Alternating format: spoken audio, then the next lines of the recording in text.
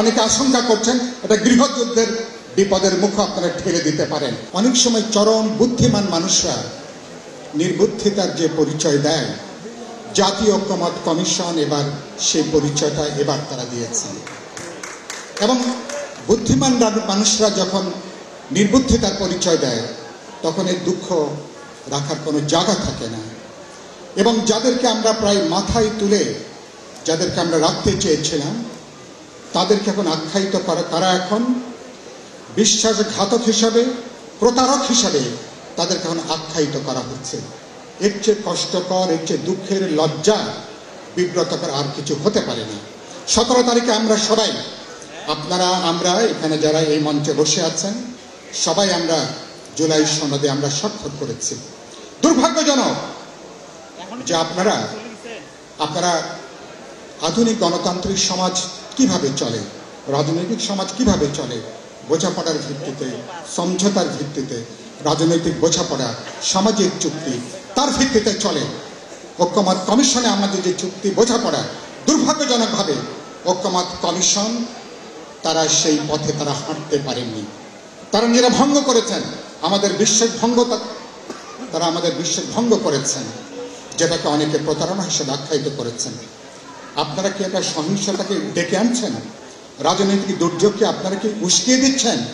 আপনারা কি বিরোধ বৈরিতাকে আপনারা কি উস্কিয়ে দিচ্ছেন? ঐক্যমত্য কমিশনের সদস্যদেরকে এটা নিশ্চয়ই আমরা জিজ্ঞেস করতে পারি। কমিশনের সভাপতি প্রফেসর ইউনুস, তারও স্বাক্ষর রয়েছে। তারা যে পরামর্শমূলক যেটা দিয়েছেন সরকারের কাছে, সেটা আমাদেরকে আরো বিব্রত করে, আরো লজ্জার মধ্যে নেয়, আরো উদ্বেগের মধ্যে আমাদেরকে নিয়ে যায়। এখন সংকটের সমাধান কিভাবে হবে, যেটা বলে শেষ করব, আমি মনে করি সবকিছু শেষ হয়ে যায়নি এটা মনে করার কোনো কারণ নেই। এখানে বসে দেখলাম উপদেষ্টা প্রেস সচিব তিনি বলছেন গণভোট যখনই হোক 15ই সেপ্টেম্বরের আগেই জাতীয় নির্বাচন হবে। কথাটা আংশিক বলেছেন। ফেব্রুয়ারি মাসের প্রথমার্ধেই গণভোট এবং জাতীয় নির্বাচন একই দিনে হতে হবে, এর বাইরে যাওয়ার কোনো সুযোগ নেই।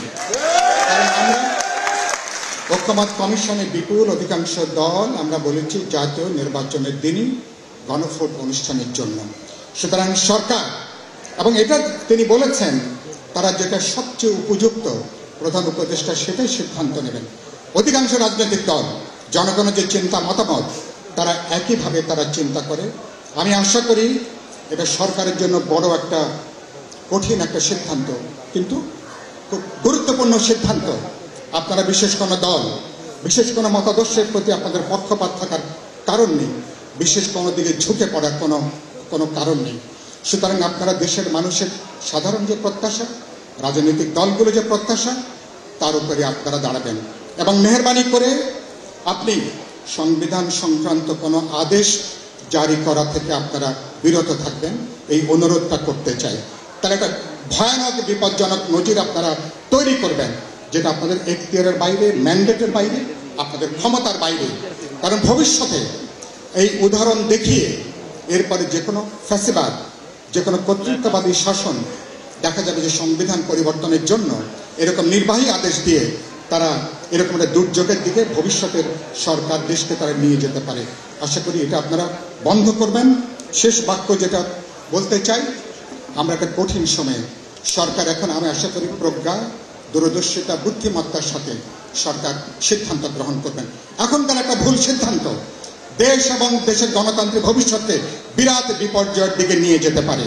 আশা করি ইতিহাসের এইটুকু পাঠ, এইটুকু শিক্ষা আপনারা গ্রহণ করবেন। এবং সবচেয়ে বড় সংস্কার হবে ফেব্রুয়ারি মাসে জাতীয় নির্বাচন, গণভোট করে 17 বছর ধরে যে মানুষ যে নির্বাচনের অপেক্ষা করছে, যে গণতান্ত্রিক উত্তরণের জন্য মানুষ অপেক্ষা করছে, সে পথে আপনারা এগিয়ে যাবেন। এর ব্যত্যয় ঘটলে কেবল আপনারা দুর্ভাগ্যজনকভাবে হয়তো বিদায় নেবেন না, পুরো দেশ একটা অনাকাঙ্ক্ষিত বিপর্যয়ের মধ্যে আপনারা নিয়ে যাবেন। অনেকে আশঙ্কা করছেন এটা গৃহযুদ্ধের বিপদের মুখে আপনারা ঠেলে দিতে পারেন। আশা করি এরকম দুর্ভাগ্য এই দেশের মানুষের হবে না, জনগণের হবে না।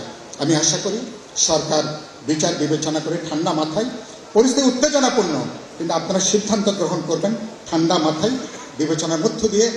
এবং এবারকার ফেব্রুয়ারি মাসে এটা করতে পারলে অভ্যুত্থানের সাফল্য অর্জনটাকে অনেকখানি আমরা রক্ষা করতে পারব।